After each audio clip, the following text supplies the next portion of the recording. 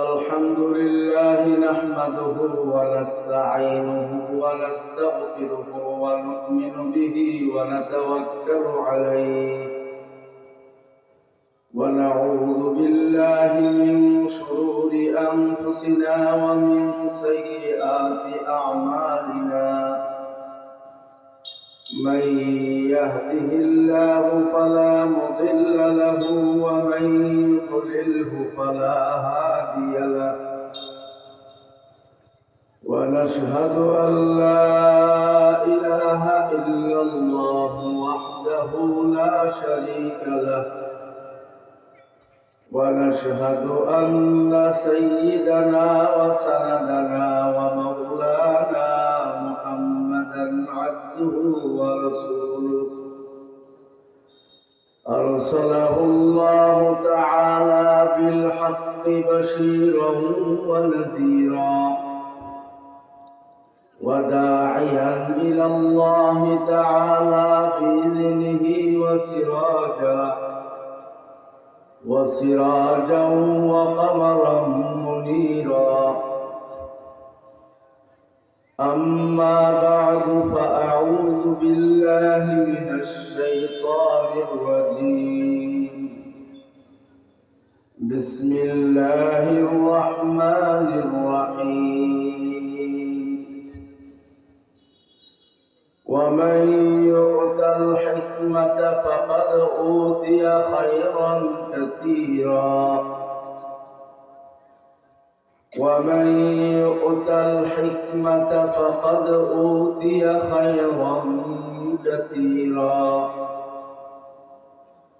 وعن معاوية بن أبي سفيان رضي الله تعالى عنهما أنه قال رسول الله صلى الله تعالى عليه وسلم من يرد الله به خيرا يفقهه في الدين وإنما أنا قاسم والله يعطي وقال النبي صلى الله تعالى عليه وسلم الناس معادن كمعادن الذهب والفضة خيارهم في الجاهلية خيارهم في الإسلام إذا فقهوا أو كما قال النبي صلى الله تعالى عليه وسلم صدق الله مولانا العظيم وصدق رسوله النبي الكريم ونحن على ذلك من الشاهدين والشاكرين بارك الله لنا ولكم في القرآن العظيم ونفعنا وإياكم بالآيات والذكر الحكيم অধ্যক্ষর ইসলামী সম্মেলনের সম্মানিত সভাপতি সাহেব, মুআজ্জাজ উলামায়ে কেরাম, বেরাদারানে ইসলাম,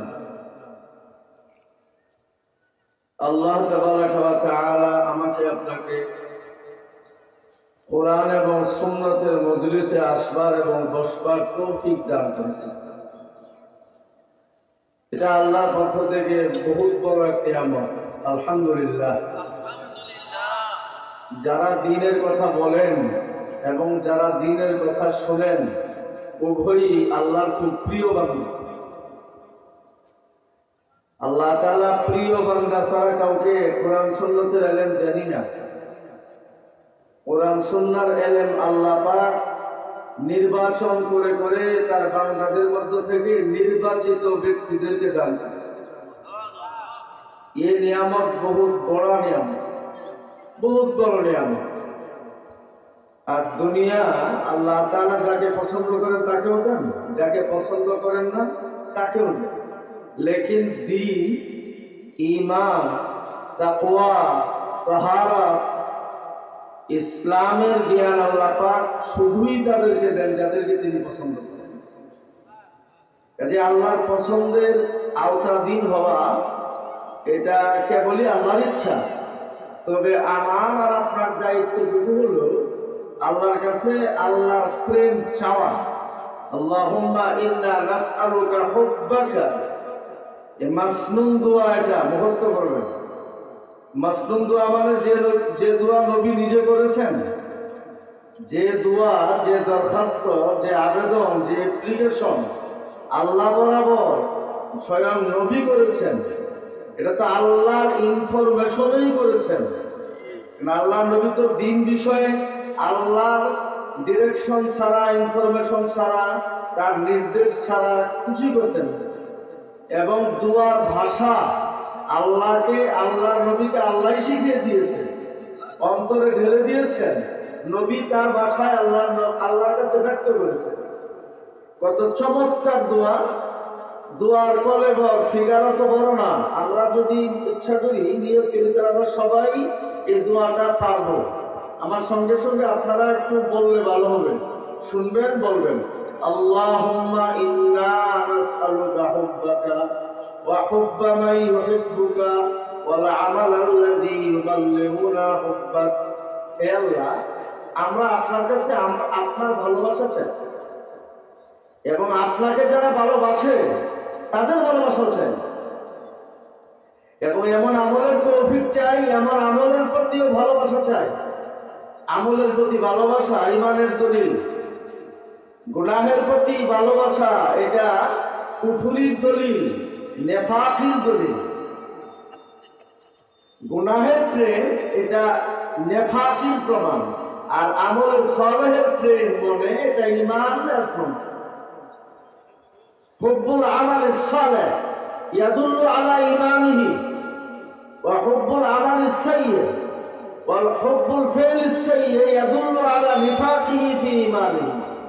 একজন মুমিন মুনাফিক কিনা, একজন মুমিন খালেস মুমিন কিনা, এই দুইটার মাঝে মাবিহিল ইমতিয়াজ, পার্থক্য করার মাপকাঠি, মানদণ্ড হইল যার অন্তরে নেক আমলের ভালোবাসা ও ঈমানদার, আর যার অন্তরে গুনাহের ভালোবাসা ও মুনাফিক মুমিন। কথা বুঝছেন? আল্লাহ পাক আমাদেরকে নিফাক মুক্ত ঈমানদার করেন। এই জন্য তো হাদিস শরীফেও আছে, এবং এই দোয়াটা কোরআন থেকে নির্যাসিত দোয়া। ওয়ালামু আন্না ফীকুম রাসূলুল্লাহ লাউ ইউতিউকুম ফী কাসীরিন মিনাল আমরি লা'আনিতুম ওয়ালাকিন্নাল্লাহা হাব্বাবা ইলাইকুমুল ঈমান ওয়া যায়্যানাহু ফী কুলুবিকুম ওয়া কাররাহা ইলাইকুমুল কুফরা ওয়াল ফুসুকা ওয়াল ইসয়ান। তিনি তো মহান আল্লাহ, যিনি তোমাদের অন্তরে নবী আলাইহিস সালামের প্রতি যারা ঈমান আনছে, ওই সময় নবীর দাওয়াত যারা গ্রহণ করেছেন, আল্লাহর প্রতি দাওয়াত ওই সময় যারা গ্রহণ করেছেন, তাদের অন্তরে আল্লাহ প্রেম কে জাগিয়ে দিয়েছেন? আল্লাহ। এবং অন্তরে ঈমানকে সজ্জিত বানিয়ে দিয়েছেন, সাজুজ্য। আর তাদের অন্তরে কুফর, শিরক, নেফাক, বিদআতের প্রতি ঘৃণাবোধ সৃষ্টি করে দিয়েছে। এটার বলা হয় ইস্তিকরাহুল মাআসি আর ইস্তিহবাবুত তাআত। এটা ইলমি পরিভাষা, মনে রাখবেন। ইস্তিহবাবুত তাআত মানে নেক আমলের ভালোবাসা, আর ইস্তিকরাহুত মাআসি মানে নাফরমানির প্রতি ঘৃণাবোধ, নাফরমানির প্রতি ছিছিভাব, যে কোনো অন্যায় কাজের প্রতি ছিছিভাব। এটা আল্লাহর নিয়ামত। এইটা যার অন্তরে আল্লাহ দান করবেন, ওই লোকটা ঈমানী। এক সাহাবী জিজ্ঞাসা করছেন, হুজুর, ঈমান মাপার থার্মোমিটার কি? জ্বর মাপার যেমন যন্ত্র আছে, ঈমান মাপারও যন্ত্র আছে, তবে এই যন্ত্র মেডিকেলের কোনো যন্ত্র নয়। এটা হলো আলায়ে ইলাহি, এটা আল্লাহ প্রদত্ত এক যন্ত্র। এই থার্মোমিটার কুদরতি থার্মোমিটার। বুঝলেন না এই কথাটা? ঈমানেরও জ্বর আসে, ঈমানেরও সর্দি কাশি হয়, ঈমানেরও কিডনি নষ্ট হয়, ঈমানেরও হার্ট ব্লক হয়, ঈমানেরও কিডনি আছে, কিডনি ড্যামেজ হয়। কিন্তু ওই ইমানের কিডনি হাতকে সতেজ করবার জন্য আমরা ডাক্তারের শরণাপন্ন হওয়ার কথা চিন্তাও করি। কোরআন সুন্নাহ হইল উম্মতের আরওয়াহের যত রোগ আছে, ব্যাধি আছে, সকল কিছুর সেবা, ট্রিটমেন্ট, প্রেসক্রিপশন কোরআন এবং সুন্নাহ। এটা হলো উম্মতের অন্তরের রোগের প্রেসক্রিপশন। আর এই রোগের যে চিকিৎসাগুলা, এই চিকিৎসা কি মানব রচিত না আল্লাহ প্রদত্ত? কে পাঠাইছেন? আল্লাহ পাঠিয়ে দিয়েছেন। রোগও নির্ণয় করে দিয়েছেন, রোগের নিরাময়, রোগের প্রতিষেধক, রোগ আপনার নিরাময়কারী ঔষধ আল্লাহ তাআলা আকাশ থেকে নাজিল করেছে। আসমানের এলেম বলা হয় এটাকে। এই এলেমের নাম হলো আসমানি এলেম। আসমানি এলেম পাক না না পাক? কেমন পাক? আল্লাহ যেমন পাক, আসমানের এলেম ততটাই পাক। কেউ ভাই, এটা আসমানের এলেম তো সৃষ্ট না, মাখলুক না, এটা আল্লাহর সিফাত। আল কোরআন কালামুল্লাহ, সিফাতুহু তাআলা। কোরআন আল্লাহর কালাম, লাইসা বিমাখলুকিন, এটা সৃষ্ট নয়, এটা আবিষ্কৃত নয়। ওমা দুনাহু মিনাল উলুম, এছাড়া যত জ্ঞান বিজ্ঞান আছে সব নাবাতুম মিন আফকারিন নাস, মানব রচিত, মানুষের চিন্তার ফসল। কাজে এটার মধ্যে সমুদয় সমূহ ভুলের সম্ভাবনা আছে। লেকিন আসমানি কালামে ঐশিক জ্ঞানের মধ্যে ভুলের লেশ মাত্র নাই। এক সাহাবী জিজ্ঞাসা করেন, হুজুর মাল ঈমান, আমি ঈমান কিভাবে বুঝবো যে আমার ঈমান আছে? হুজুর বললেন, ইযা সাররাতকা হাসানাতুকা ওয়া আসাআতকা সাইয়্যাতুকা ফাআনতা মুমিন। তোমার নেক আমল যদি তোমাকে আনন্দ দেয় মনোজগতে, নামাজ পড়া ভালো লাগে, নফল পড়া ভালো লাগে, কোরআন তেলাওয়াত করলে মজা লাগে, হ্যাঁ, হালাল ইনকাম করলে খালি মজাই লাগে, সত্য কথা বললে শুধু মজাই লাগে, প্রধান উপকার করলে মজাই লাগে, পর্দার বিধান রক্ষা করলে খুবই ভালো লাগে, দান সদকা করলে মজা লাগে, রমজান মাস আসলে খুবই মজা লাগে, হজের মৌসুম আসলে পাগল হয়ে যায় হজে যাওয়ার জন্য। তোমার নেক আমল যদি তোমাকে আনন্দ দেয়, তোমাকে আনন্দিত করে, আর গুনাহ যদি তোমাকে ব্যথিত বানায়, তোমাকে অস্থির করে ফেলে, তুমি অস্থির হয়ে যাও, একটা অন্যায় হয়ে গেছে, এক ওয়াক্ত নামাজ ছেড়ে গেছে, বেউস রুমে যায় বাইর হয়, রুমে যায় বের হয়, রুমের এক কোণা দিয়ে কেন ধরে উঠবোস করে আর কাঁদে, চোখের পানি ঝরে, হায় আল্লাহ কি করলাম, সর্বনাশ হয়ে গেছে। কারণ তার সামনে নবীজির ভাষ্য আছে। তো নবীজি বলেন, যে ব্যক্তি এক ওয়াক্ত ফরজ নামাজ ইচ্ছাকৃত ছাড়লো, সে কুফরি আমল করলো। কত বড় গুনাহ! কুফরি আমল। নামাজ তরক করা কুফরি আমল, নামাজকে অবহেলা করা কুফরি আমল, নামাজের প্রতি গুরুত্ব না দেওয়া কুফরি আমল, নামাজকে কোন হুকুম মনে না করা কুফরি আমল, নরমাল মনে করা কুফরি আমল। আমাদের সমাজে নামাজকে গুরুত্ব দেওয়ালার সংখ্যা বেশি না নামাজকে নরমাল বিষয় মনে করার সংখ্যা বেশি? নরমাল। কারণ নামাজির সংখ্যা বেশি না বেনামাজির সংখ্যা বেশি? পর্দার বিধান রক্ষাকারীর সংখ্যা বেশি না পর্দার আইন লঙ্ঘনকারীর সংখ্যা বেশি? কথা বুঝেন নাই? এটা ইমানের দলিল। এই নিয়ামত আল্লাহর দান। ইলমে ওহী আল্লাহ পাক তাকেই দান করেন যাকে আল্লাহ মহব্বত করেন। নেক আমলের তৌফিক আল্লাহ পাক তাকেই দেন যে নেক আমলকে মহব্বত করে। যে মাদ্রাসাকে মহব্বত করবে না, মাদ্রাসার শিক্ষা দীক্ষাকে ভালোবাসবে না, অন্তর দিয়া মর্যাদা দিবে না, ও নিজেও আলেম হতে পারবে না, ওর বংশের কেউ আলেম হইতে পারবে। অতীত ইতিহাস বাস্তব সাক্ষী। আপনি আলেম হতে পারেন না, ঠিক আছে, একটা সময় আপনার বুঝে আসছে, আপনি অনুতপ্ত, হায় কি করছি, জীবনটা বরবাদ করছি, আপনি বড় ডক্টর, বড় ডাক্তার, বড় ইঞ্জিনিয়ার আপনি, কিন্তু একটা সময় আল্লাহ আপনাকে বুঝ দিয়ে দিয়েছেন, আপনি আল্লাহর রাস্তায় সময় লাগিয়েছেন, তাবলীগের লাইনে মেহনত করছেন, 3 চিল্লা 1 চিল্লা অহরহ দেন, দিতে দিতে দিতে দিতে আপনার অন্তরে ইলমের মহব্বত পয়দা হয়ে গেছে, উলামাদের মহব্বত পয়দা হয়ে গেছে, মাদ্রাসার মহব্বত পয়দা হয়ে গেছে, মাসাজিদের মহব্বত পয়দা হয়ে গেছে। তখন আপনার ছেলেদেরকে আপনি মাদ্রাসায় পড়াইয়া হাফেজে কোরআন বানাবেন, মুফতি বানাবেন, মুহাদ্দিস বানাবেন, আলেম বানাবেন। আমাদের বাংলাদেশে এমন ডাক্তার আর ইঞ্জিনিয়ারের অভাব নাই যাদের ছেলেরা আলেম হয় না। এখন অনেক ডাক্তার ইঞ্জিনিয়ার ছেলেরা আলেম হয়েছে, মুহাদ্দিস, মুফতি, শৈখুল হাদিস। কেন? কারণ তিনি একটা সময় এসে ইলমের মহব্বত লালন করছে। কাজেই কোরআনের ইলমের মহব্বত যারা করবে আল্লাহ পাক তাদেরকে ইলম দান করবে। আর আল্লাহর মহব্বত যাদের মধ্যে আছে তাদেরকে ভালোবাসবেন। নামাজ যারা পড়ে তারা আল্লাহকে ভালোবেসেই তো পড়ে। একজন বেনামাজি মানুষ যদি নামাজিকে ভালোবাসতে লাগে, তাহলে বেনামাজিও একদিন নামাজি হবে। লা রাইবা ফি, এর মধ্যে কোনো সন্দেহ নাই।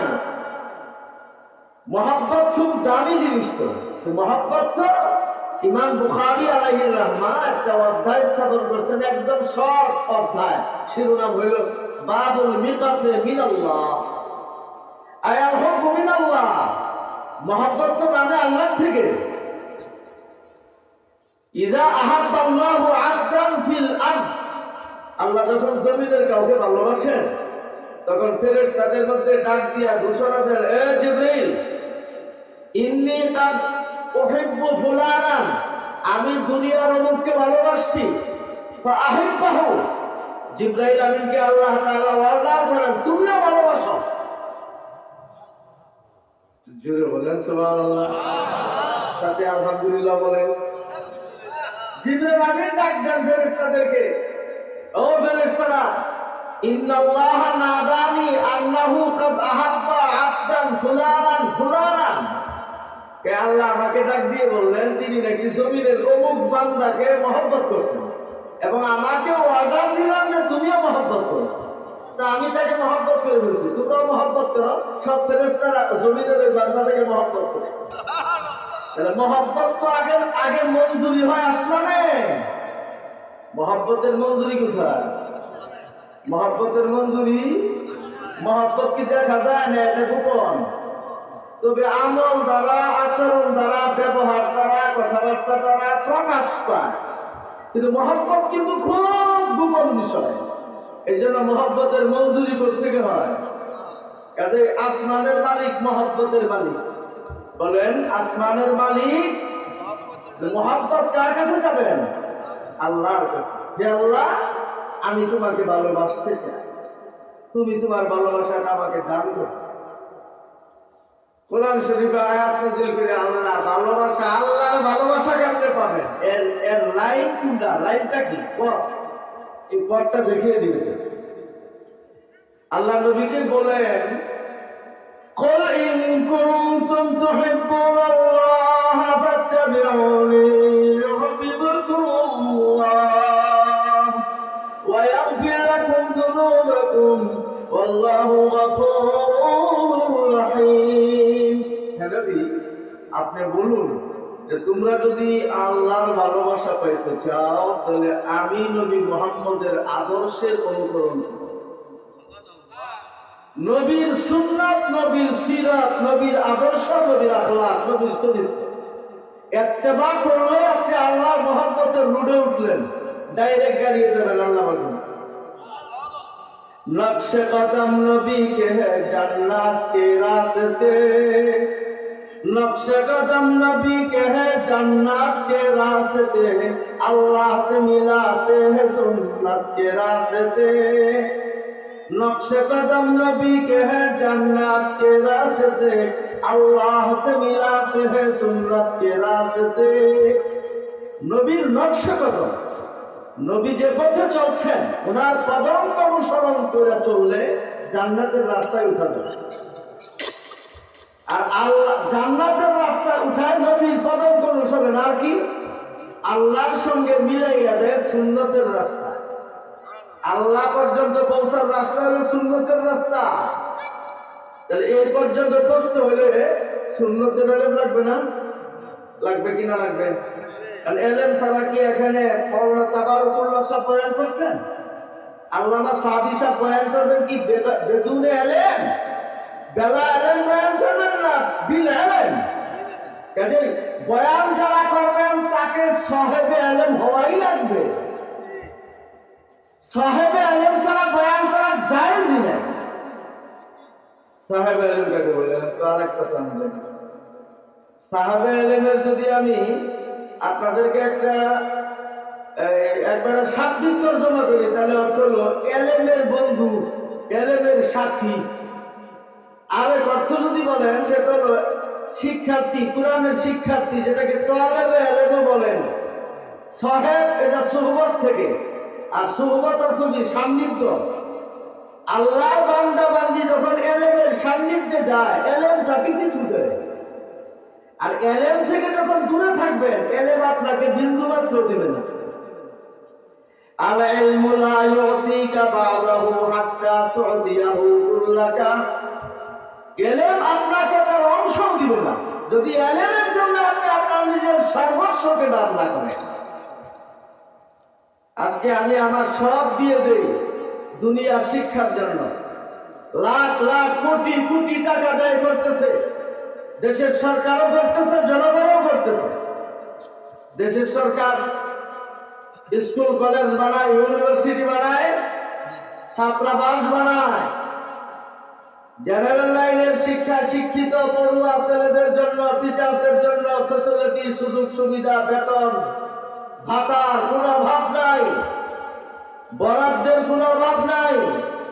বুঝেন নাই? কিন্তু কোরআন এবং সুন্নতের শিক্ষার জন্য এই দেশের সরকার কোনো বরাদ্দ করে না। তাহলে আমরা কি মুসলিম দেশে বসবাস করি, সংখ্যাগরিষ্ঠ মুসলমানের দেশ, কিন্তু মুসলমানের ইসলামী জ্ঞান, এই জ্ঞানের জন্য আমরা এদেশের গভর্নমেন্টের থেকে কোনো ধরনের সহযোগিতা পাই না।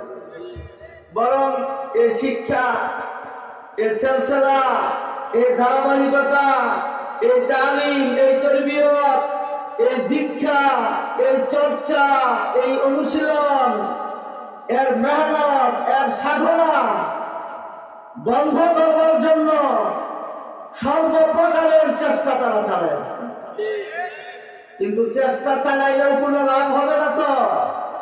কারণ আল্লাহ তো সকল কিছুর খবর রাখেন এবং সর্বদয় ক্ষমতার অধিকারী। তোমরা যতই চাও আল কোরআন আর সুন্নাহর আলোকে নিভিয়ে দিবা, পৃথিবীতে এমন কোন শক্তি নাই যে একেবারে নিস্তেনাবুদ করে দিবে খোদার পাঠানো ঐশীরা। ইউরিদুনা লিউতফিউ নূরাল্লাহি বিআফওয়াহিহিম ওয়াল্লাহু মুতিম্মু নূরিহি ওয়ালাউ কারিহাল কাফিরুন। নাস্তিকরা চায়, আল্লাহর দুশমনরা চায়, চাইবে, অতীতেও চাইছে, সুন্নতের শত্রুরা চাইবে, নাস্তিকরা চাইবে, ভারতের দালালি যারা করে তারা চাইবে, ইসরায়েলের দালালি যারা করে তারা চাইবে কোরআনের আলোকে নিভিয়ে দিতে। কোরআনের আলো নিভিয়ে দেওয়ার মতন যন্ত্র আমেরিকার কাছেও নাই, রাশিয়ার কাছেও নাই, চীনের কাছেও নাই, ভারতের কাছেও নাই। বরং কোরআন তোমাদের সকল যন্ত্রকে নিভিয়ে দিবে কোরআন এবং সুন্নতের আলো। যত বড় জালেম শাসকই হোক না কেন, পৃথিবীর থেকে কোরআনের শিক্ষাকে একেবারে বন্ধ করে দিতে পারবে না। তোমরা যদি সারা দুনিয়ার সকল কোরআন শরীফ পুরাইয়াও ফেলো, আলিয়াযুবিল্লাহ, এরপরও কোরআন হুবহু আমার লেখা ছাপাবে এমন হাফেজে কোরআন এবং আলেমের অভাব বাংলাদেশে অভাব নাই। কোরআন নাযিল হয়েছে কোথায়? মক্কা মদিনায়, ঠিক না? আল্লাহ তাআলা আমাদেরকে ভারতবর্ষে এই ভূখণ্ডে জন্মগ্রহণের তৌফিক দান করেছেন। কোরআন সুন্নতের নিগুড় তথ্য রহস্য উদ্ঘাটন আরবীয় উলামায়ে কেরামের চাইতে বেশি ভারতবর্ষের উলামায়ে কেরাম কোরআন সুন্নাহর জ্ঞানের রন্ধ্রে রন্ধ্রে পড়ছে। কোরআন যদিও নাযিল হয়েছে আরবে, কিন্তু কোরআন বেশি বুঝছে ভারতবর্ষের উলামায়ে কেরাম। সাহাবায়ে কেরামের জমানা, তাবিঈনদের জমানা, তাবিঈনদের জমানা, আর একটা মুস্তাহিদের জমানা বাদ দেন, এটা এক্সেপশনাল। এরপরের থেকে কোরআন এবং সুন্নতের জ্ঞান ভারতবর্ষের উলামায়ে কেরামকে আল্লাহ তাআলা বেশি বুঝিয়েছেন। সুবহানাল্লাহ। জামিউল উলুমে ফিল কুরআন, সকল জ্ঞান কোরআনের মধ্যে আছে। ওয়ালাকিন তাকাসারাত আনহু আফহামুর রিজাল, কিন্তু মনীষীদের মেধা, বোধ শক্তি সকল জ্ঞান উদ্ঘাটন করা থেকে অপারগ হয়ে রয়েছে। কোরআনের আপনি লাখ লাখ পৃষ্ঠা ব্যাখ্যা করবেন, কিন্তু কোরআনের তাফসীর লেখা শেষ করা যাবে না। যাবে? কোরআনের জ্ঞান মহাসাগরের চেয়ে বড় সাগর। এত বড় এলেম, এত বড় দৌলত আল্লাহ পাক আমাদেরকে দান করেছেন। আমাদের সামনে কোরআন এবং সুন্নাত আছে, অথচ এই শিক্ষার জন্য, এই জ্ঞানের জন্য গভর্নমেন্টের পক্ষ থেকে কোনো বাজেট নাই, জনগণের পক্ষ থেকে চূড়ান্ত সমর্থন নাই।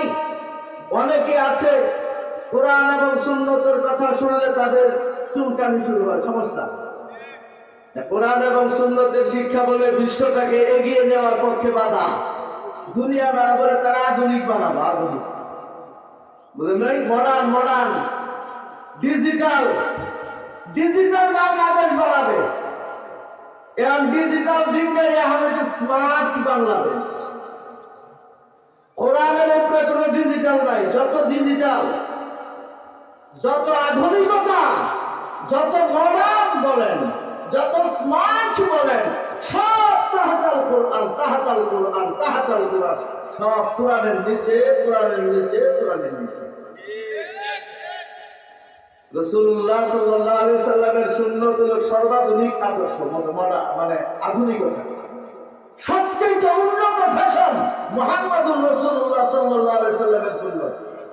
এর উপরে কোনো আধুনিকতা হতেই পারে না। কথাটা বুঝতেন? আল্লাহ পাক কোরআনে কারীমে বলেছেন, যে আয়াত আমি আপনাদের সামনে তেলাওয়াত করছি, এই আয়াতের তরজমা কি শুনেন। وَمَن يُؤْتَ الْحِكْمَةَ فَقَدْ أُوتِيَ خَيْرًا كَثِيرًا। আয়াতটা কি খুব লম্বা না ছোট? একদম ছোট না? এর অর্থ কি?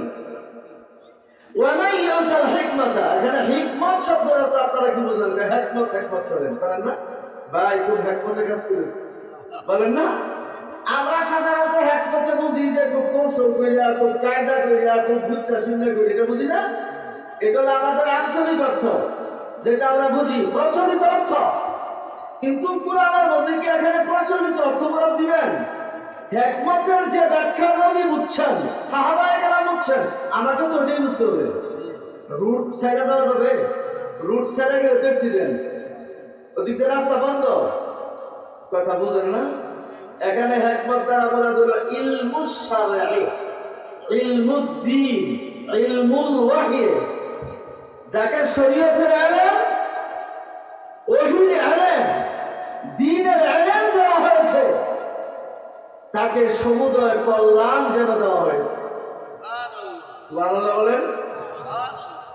তাহলে যে লোকটা ইঞ্জিনিয়ার, ডাক্তার, ডক্টর, ব্যারিস্টার, কোরআনের ইলম নাই, তার ব্যাপারে কি আল্লাহ বললেন যে সমুদয় কল্যাণ প্রাপ্ত হইল সে দুনিয়া এবং আখিরাতে? তার জন্য বলছেন আল্লাহ?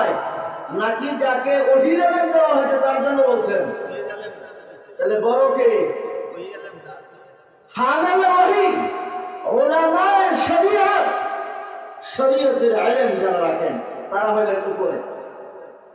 আর শরীয়ত ছাড়া যত জ্ঞান আছে, ওই জ্ঞানের জ্ঞানী যারা তারা নিচে, তারা পড়ে। আর উলামায়ে কোরআন আগে। আমরা আপনারা কাদেরকে আগে রাখি? খালি মসজিদে নেতৃত্বে আলেমরা পিছনে, বিচার বিভাগে আলেমরা নাই, আছে? স্বরাষ্ট্র মন্ত্রণালয়ে আলেমরা নাই, শিক্ষা মন্ত্রণালয়ে উলামা নাই, আইন মন্ত্রণালয়ে উলামা নাই, অর্থ মন্ত্রণালয় ওলামা নাই, কৃষি মন্ত্রণালয় ওলামা নাই, খাদ্য মন্ত্রণালয় ওলামা নাই। কথা বুঝেন না? ওখানে পিছনে গেল। অথচ আল্লাহ বলছেন যাদেরকে কুরআন এবং সুন্নতের ইলম দেওয়া হয়েছে এদের মধ্যে কল্যাণ ভরা। এরা সাহাবে খায়ের, এরা আসহাবে খায়রাত, এরা খায়রওয়ালা।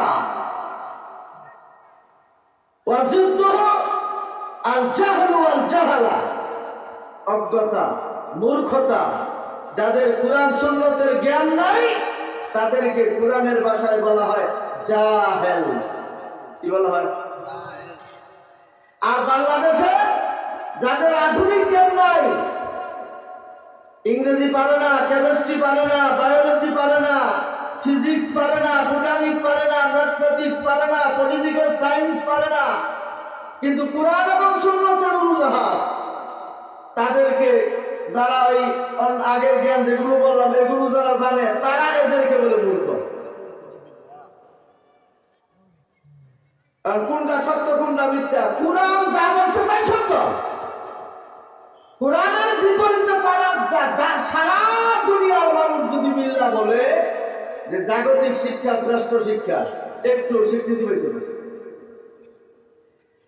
কিন্তু সারা দুনিয়ার একজনও যদি বলে যে কুরআনের শিক্ষাই প্রকৃত শিক্ষা, সর্বশ্রেষ্ঠ শিক্ষা, তাহলে ওইটাই মঞ্জুর। এবং এমন একজন ব্যক্তি যতক্ষণ দুনিয়াতে থাকবে ততদিন কিয়ামত হবে না। ঠিক না? তো উলামায়ে কেরাম আগের লোক না পিছনের লোক? কেন মসজিদেই না সমাজেও? সমাজেও আগে রাখবো আমরা তাদেরকে। সামাজিকতা, যেমন বৈবাহিক অনুষ্ঠান, বিয়ের অনুষ্ঠান, এখানে আমরা আলেমদের সঙ্গে পরামর্শ করে বিয়ের কাজ করব। কি পরামর্শ? যে হুজুর আমি বিয়ে করতে চাই, কেমনে কি ধরনের মেয়েকে আমি আমার স্ত্রী হিসেবে নির্বাচন করব? হুজুর আমি বিয়ে করতে চাই, আমার স্ত্রীকে বিয়ে করতে হলে মোহর কত বাকি? এটা পরামর্শ করতে যাবে না। কেন? কারণ তারা তো যৌতুকের প্রেমিক। বিয়ের নাম নেওয়ার আগে যৌতুকের আলাপ। আর কোরআন সুন্নাতের এলেমের মধ্যে বিয়ের নাম নেওয়ার সাথে সাথে মোহরের আলাপ। ইসলামী শরীয়তে বিয়ের একটা বিধান হলো ছেলেই শুধু মেয়েকে দেখবে, যে ছেলে বিয়ে করবে সে দেখবে, তাও আবার সারা শরীর না, যে অঙ্গগুলো দেখতে পারবে ইসলামে আইনে আছে, আইনের কিতাবে আছে, চেহারা, হাত, পা। কথা বুঝলেন কিনা বলুন? সবচেয়ে সুন্দর পদ্ধতি কি জানেন? মেয়ে দেখতে গিয়ে ছেলেটা বলবে যে তুমি একটু অজু করো। অজু করলে তো চেহারা দেখা যাবে, হাত পুলিশ দেখা যাবে, পা দশ পাও দেখা যাবে, আবার মেকআপ মেয়েরা দেখাইছে কিনা সেটাও প্রমাণিত হয়ে যাবো না। ঠিক না? ঠিক। শরীয়তে মেয়ে দেখার অনুমতি একমাত্র প্রস্তাবদাতা ছেলেকে দিছে। অথচ আমাদের সমাজে সামাজিকতা কি?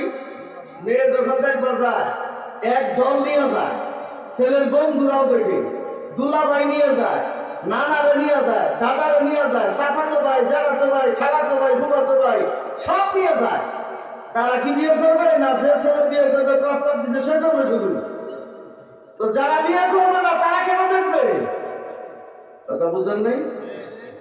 এখন তো আমাদের দেশে মেয়ে বিয়ে দেওয়ার জন্য জামাই খুঁজে ইংরেজি শিক্ষিত, টাকাওয়ালা, মালদার, হাফেজে কোরআন, আলেমে দ্বীন, মুফতি, মুহাদ্দিস, শেখুল হাদিস, কিন্তু জনসম্পদ কম, পর্দা ভূষিতা আছে বাড়িতে পুরাপুরি। এই ধরনের ছেলেকে আমাদের সমাজের যারা মানে তথাকথিত বিন্দা, আধুনিকতার ছোঁয়া আছে, এরা তাদের মেয়েদেরকে আলেম ওলামার কাছে পাঠ্যস্ত করতে রাজি না। অথচ আলেমের কাছে পরামর্শ করতে গেলে আপনার অপারেশন এভাবে করবেন উনি। অপারেশন ইযা খাতাবা ইলাইকুম মান তারদাউনা দীনাহু ওয়া খুলুকাহু ফাযাব্বিজুহু। ও মেয়ের অভিভাবকরা, তোমাদের কাছে যদি তোমাদের মেয়ে বা বোনকে বিয়ের প্রস্তাব এমন ছেলে দান করে যে ছেলের চরিত্র ভালো, দিনদারি আছে, তো এই ছেলের সঙ্গে তোমার মেয়ে বা বোনকে বিয়ে দিতে দেরি করিল না। এটা হলো সুন্নতের ট্রিটমেন্ট। অথচ আমি দাবি করতেছি আমি দিনদার, কিন্তু মেয়ে তখন বিয়ে দিতে যাবো তখন খুঁজে কি চাকরিওয়ালা, হাইসা দাড়িওয়ালা, দিনদারি না থাক, হ্যাঁ দামি নাই, নামাজ পড়ে না, প্যান্ট শার্ট কোট পরে কোনো অসুবিধা নাই, আমরা দিনদার তো তার দিনদার বানাই নিব, বলে বানাই নিব। হ্যাঁ বলে দিনদার, সে যদি দিনদারি হইতো তো তার মেয়েকে কেন এরকম খেলাফে সুন্নত চলে, আল্লাহর হুকুম মানে না, তার কাছে প্রশ্ন করতেছে কেন? জামাইটা তো দাঁড়াইয়া বসানো করবে, প্যান্ট এমন সাইজের পরে বসার কায়দাই নাই, দাঁড়িয়ে যখন প্রসাব করবে তো পানিও চলিবে না, স্ট্যান্ডার্ড ঢিলা কোনো ব্যবহার করবে না। আপনি জেনে বুঝে আপনার মেয়েটাকে এমন একটা ছেলের কাছে পাত্রস্থ করবেন, এটা কি আপনার সঠিক সিলেকশন না ভুল সিলেকশন? এটা কে বলছেন? আমার আপনার নবী। আমরা নবীকে মানি তো? কোথায় মানছি? ওই যে কালিমা বলছি যে লা ইলাহা ইল্লাল্লাহু মুহাম্মাদুর রাসূলুল্লাহ, বলেন লা ইলাহা ইল্লাল্লাহু মুহাম্মাদুর রাসূলুল্লাহ। অর্থ কি? আইন কারো মানব না, আল্লাহর আইন ছাড়া, নবীজির আদর্শ ছাড়া আর কারো আদর্শ মানতাম না। নবীর আদর্শ তো এটা, কথা বুঝছেন? কাজেই ওলামায়ে কেরাম কোথায় থাকবেন? সামনে, ঠিক না? আচ্ছা, একখানা হাদিস আপনাদের সামনে আমি পাঠ করছিলাম, ঠিক না? এই হাদিসটা মুত্তাফাক আলাইহি হাদিস, বুখারী শরীফেও আছে, মুসলিম শরীফেও আছে। হযরত মুআবিয়া রাদিয়াল্লাহু তাআলা আনহু থেকে বর্ণিত। উনিও সাহাবী, ওনার আব্বা আবু সুফিয়ানও সাহাবী। তিনি বলেন রাসূলুল্লাহ সাল্লাল্লাহু আলাইহি ওয়াসাল্লাম ইরশাদ করেন, আল্লাহ যার ভালো চান তাকে আল্লাহ শরীয়তের জ্ঞান দান করেন। আল্লাহ যার ভালো চান তাকে আল্লাহ দ্বীনের জ্ঞান দান করেন। আল্লাহ যার ভালো চান তাকে আল্লাহ কুরআন এবং সুন্নতের পাণ্ডিত্য দান করেন। নবীজি বলেন, আমি তো বর্ণনকারী, শাহিদা, আল্লাহ বলেন দ্বীনওয়ালা। নবীকে পড়াইছেন কে?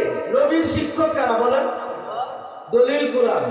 আর রহমান আল্লামাল কুরআন, রহমানে কুরআন শিখিয়েছেন।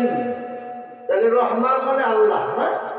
আল্লাহ মানে মুআল্লিম, মুআল্লিম মানে টিচার, মুআল্লিম মানে টিচার, টিচার মানে শিক্ষক, শিক্ষক মানে তো বুঝেন যিনি শিক্ষা দেন। কি শিক্ষা দিয়েছেন? তাও কোরআন। কোরআন কি জিনিস? আল কোরআন হুয়াল কালামুল মুনাজ্জালু আলা মুহাম্মাদিন সাল্লাল্লাহু আলাইহি ওয়াসাল্লাম বিওয়াসিতাতি জিবরাইল। জিবরাইল আমিনের মাধ্যমে আল্লাহর নবী মুহাম্মদুর রাসূলুল্লাহর উপর অবতীর্ণ আল্লাহ